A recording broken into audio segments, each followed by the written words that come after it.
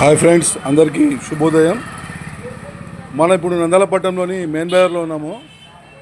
ఇక్కడ పరిస్థితి ఏంటంటే గత 10 సంవత్సరాల క్రితం ఇది ఏంటో తెలుసా మీకు? 10 సంవత్సరాల క్రితము మన ఎలక్ట్రిసిటీ డిపార్ట్మెంట్ వారు స్తంభాన్ని కొట్టేశారు. దాని తీపి జ్ఞాపకం ఇది.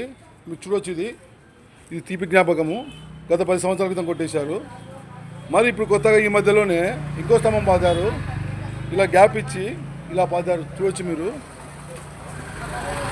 అసలే ఇది రద్దీ ప్రాంతము, ఒంటోను, నంద్యాల గాంధీ చౌక్. అలాంటి స్థలంలో సగం రోడ్డుకి ఇలా పాతి పెట్టారు, చూడొచ్చు మీరు. ఒకవైపు పాత స్తంభము, మళ్ళీ మధ్యలో స్తంభం, సందు, మళ్ళీ స్తంభం. ఇది పరిస్థితి. ఇలా రోడ్డుని చిన్నగా చేసి ప్రజల కష్టాలతో, జీవితాలతో ఆడుకుంటున్నారు. ఇది పరిస్థితి.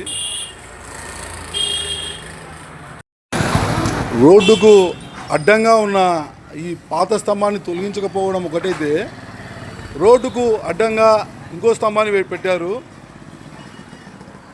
ఇదేంటి అని ప్రజలు వాపోతున్నారు.